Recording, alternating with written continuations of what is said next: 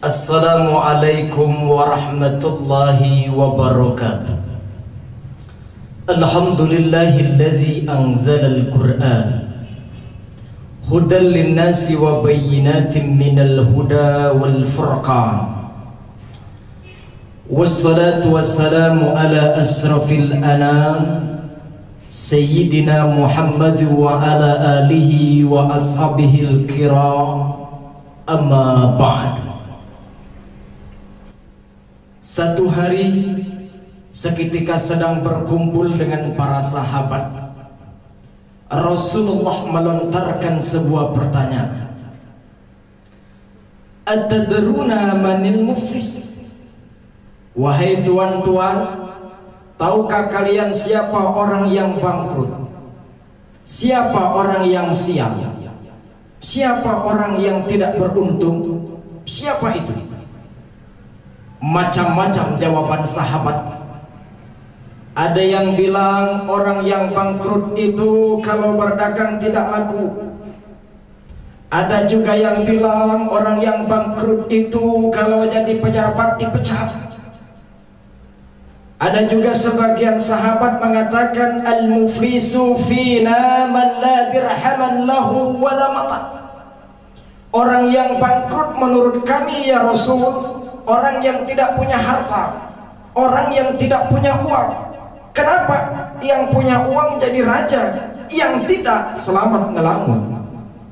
Tapi apa jawab Nabi? Bukan. Orang yang bangkrut, orang yang sial, orang yang tidak beruntung, bukan orang yang berdagang tidak laku, bukan seorang pejabat dipecat, bukan yang tidak punya harta, bukan. Innal muflisa min ummati, orang yang bangkrut dari golongan umatku. Nabi tidak cerita Nasrani, tidak cerita Yahudi. Orang yang bangkrut dari golongan umatku, man ya'ti yaumal qiyamah bis salatin wa siyamin wa zakatin. Besok orang yang datang menghadap Allah pada hari kiamat dengan membawa pahala salat, dengan membawa pahala puasa, dengan membawa pahala zakat, lantaran dia ahli ibadah. Di satu sisi, di sisi yang lain dia datang bawa dosa karena suka mencaci maki orang, karena suka menghina orang, karena suka mengambil harta orang tanpa alasan yang benar, karena suka mengalirkan darah orang tanpa alasan yang benar. Ini orang yang bangkrut. Di satu sisi dia bawa pahala, di sisi yang lain dia bawa dosa kepada sesama manusia. Apa yang terjadi? Gampang dia ngitungnya. Dia teriak, Tuhan, ini pahala sholat saya. Datang orang dari sebelah kiri, tunggu Tuhan, dia memang tukang sholat, dia memang ahli ibadah, tapi waktu di dunia dia mencaci maki saya tanpa salah. Lidahnya kasar, tajam lidahnya itu. Saya dicaci maki karena di dunia saya tidak bisa menuntut balas, maka di sini saya ingin mencari keadilan. Benar orang ini kau caci maki? Benar Tuhan. Saksi? Ada. Kasih pahala salatmu kepada orang yang kau caci maki itu. Satu. Dia teriak lagi, Tuhan, katanya ini pahala zakat saya. Datang lagi orang dari sebelah kiri, tunggu Tuhan, dia memang tukang bayar zakat, ahli sedekah, mewakafkan tanah di mana-mana. Tapi dulu waktu di dunia dia suka mengambil harta orang tanpa alasan yang benar. Benar itu? Benar Tuhan? kasih pahala zakatmu dengan orang yang kau ambil hartanya tanpa alasan yang benar. Dia teriak lagi, Tuhan ini pahala puasa saya. Datang lagi orang dari sebelah kiri, tunggu Tuhan, dia memang rajin puasa, tapi dulu di dunia dia suka mengalirkan darah orang tanpa alasan yang benar. Karena di dunia saya tidak bisa menuntut balas, di sini saya ingin mencari keadilan. Benar itu? Benar Tuhan. Sekarang berikan pahala puasamu dengan orang yang kau alirkan darah tanpa alasan yang benar. Apa tidak bangkrut itu? Pahala kita diambil, dosa kita dikasih. Apa enggak bangkrut itu? Pahala kita diambil, dosa dikasih. Kenapa? Karena orang ini cuma baik hubungannya kepada Allah, tapi tidak baik hubungannya kepada sesama manusia. Dia tangannya suka celamitan, suka lidahnya kasar, suka fitnah, suka caci maki, mengalirkan darah orang tanpa alasan yang benar, membunuh orang tanpa alasan yang benar. Baik hubungannya kepada Allah, tapi tidak baik hubungannya kepada sesama manusia. Yang lebih celaka, fa in faniyat hasanatu qabla an yuqdah alaihi. Ketika pahalanya sudah habis, sementara yang nagih masih banyak, orang yang dia sakiti masih banyak, orang yang dia caci maki masih banyak, orang yang dia hina masih banyak, orang yang dia ambil hartanya secara zalim masih banyak. Sementara pahalanya sudah habis, apa yang terjadi? Ukhidha min khatayahu. Dosa orang yang dia sakiti, yang dia zalimi, yang dia caci maki, faturahat alaihi, diberikan kepadanya. Na'udzubillah. Apa tidak bangkrut seperti ini?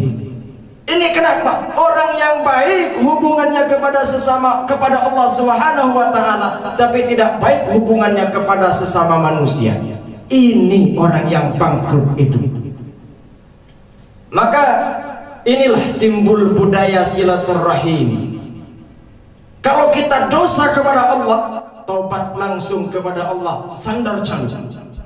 Tapi kalau dosa kita kepada sesama manusia, Allah belum bisa memaafkan kalau kita belum meminta maaf kepada orang yang bersangkutan.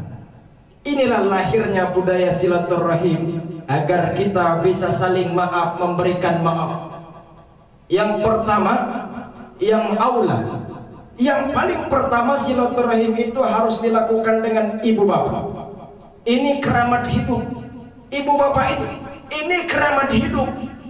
Aneh kalau ada orang ziarah Sultan Hasanuddin bagus, ziarah Sunan Kalijogo bagus, ziarah Sunan Ampel bagus, ziarah makam Imam Syafi'i bagus, tapi bapak dan ibunya dibiarkan, itu konyol. Itu terbalik. Ini yang paling penting, keramat hidup yang harus kita ziarah, bapak dan ibu kita. Lalu yang berikutnya, kerabat dekat. Suami dengan istri, istri dengan suami. Begini, dahulu salah seorang sahabat mendengar Rasul mengucapkan amin 3 kali. Sahabat bertanya, ada apa ya Rasul? Saya mendengar malaikat Jibril sedang berdoa. Lalu saya yang mengaminkan. Bayangkan, yang doa malaikat Jibril, yang mengaminkan Rasul, mustahil kalau ini doa meleset. Apa isi doanya? 3 macam permohonan. Yang pertama, kata malaikat Jibril, ya Allah, hari ini aku berdoa kepadamu, jangan kau terima amal ibadahnya anak yang durhaka kepada orang tuanya. Rasul menjawab, amin. Saudara, kalau kita dosa kepada Allah karena syirik, azabnya di akhirat. Kalau kita dosa karena meninggalkan sholat, azabnya di akhirat.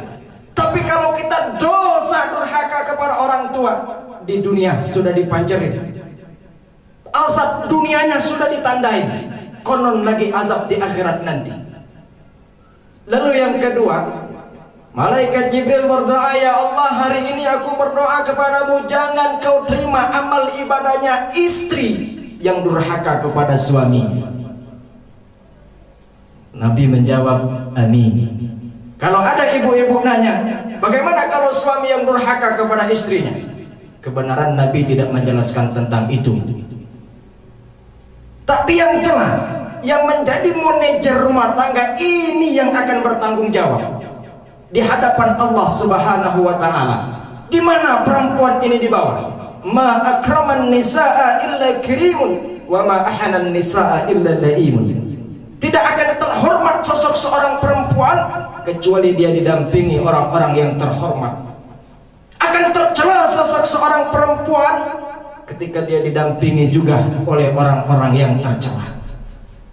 Lalu yang ketiga, malaikat Jibril berdoa, ya Allah, hari ini aku berdoa kepadamu, jangan kau terima amal ibadahnya muslim yang tidak mau memaafkan kesalahannya sesama muslim.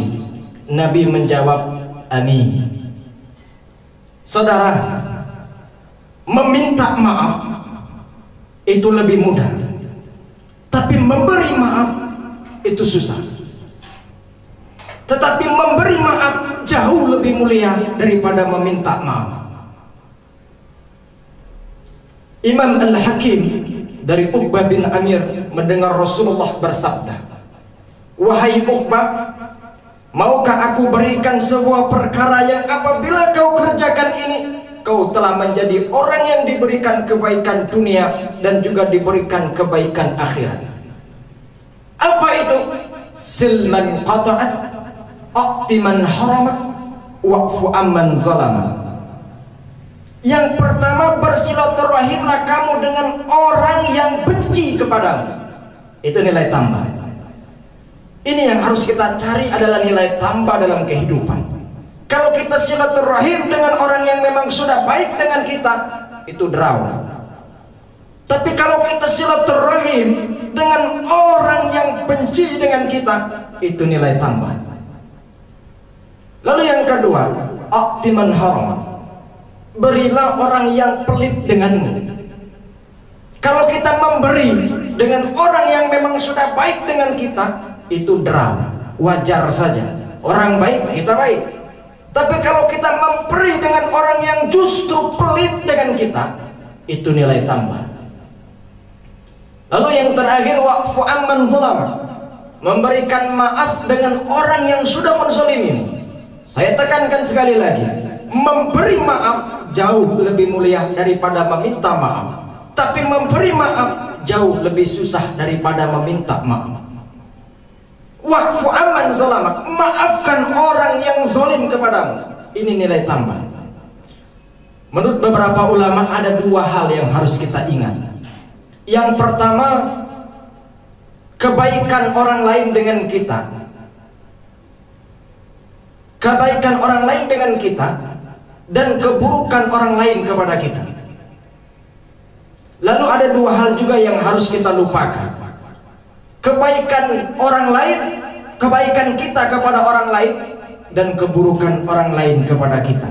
Ini adalah nilai tambah. Maka Rasul menyampaikan ada tiga hal sebagai nilai tambah. Silman qata'at, aqtiman haramat, wa'fu amman zalamak. Bersilaturahimlah kamu dengan orang yang justru benci kepadamu. Satu. Yang kedua, berilah orang yang memang pelit kepadamu. Lalu yang ketiga, maafkan orang yang sudah berlaku zalim kepadamu. Segala bagai macam pun bentuk di dalam kehidupan ini, dalam sekecil biji sawi sekalipun, Allah akan memberikan balasan sebuah kebaikan. Sekecil biji sawi pun dia melakukan keburukan, maka dia pun akan dibalaskan dengan sekecil biji sawi apa yang telah dia lakukan. Bapak Ibu hadirin hadirat yang saya cintai, maka dari untayan singkat ini dapat kita tarik kesimpulan bahwasannya orang yang paling bangkrut, orang yang paling tidak beruntung, orang yang paling rugi bukanlah orang-orang yang tidak berharta, bukan orang yang dipecat dari jabatan, bukan orang yang ketika berdagang tidak laku, bukan.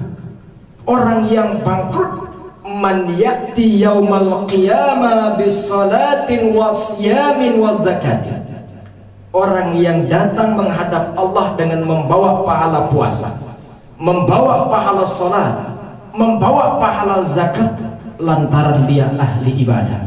Di satu sisi, di sisi lain dia membawa dosa kepada sesama manusia. Maka inilah harakatul hayat dalam gerak kehidupan umat manusia.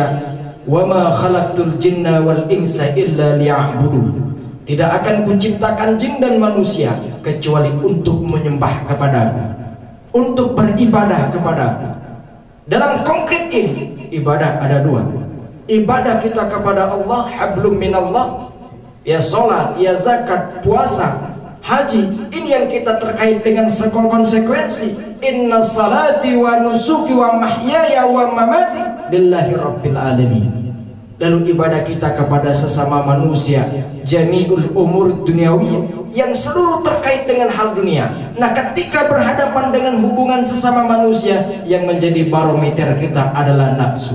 Maka oleh karena itu, orang yang bangkrut ketika dia datang membawa pahala baiknya kepada Allah, tapi di sisi lain dia juga membawa dosa kepada sesama manusia. Inilah budaya yang harus kita tanam, silaturahim, saling maaf memaafkan. Seperti apa yang disampaikan Rasul, ada 3 hal nilai tambah yang harus kita lakukan. Silman qata'an, a'timan haramat, wa'fu amman zalam. Bersilaturahimlah kamu dengan orang yang memang jahat kepadamu. Berilah orang yang memang pelit kepadamu, dan maafkanlah orang yang berlaku zalim kepadamu. Terima kasih atas segala perhatian. Mohon maaf atas segala kekurangan. Astaghfirullahaladzim wa antum bi khair. Wassalamualaikum warahmatullahi wabarakatuh.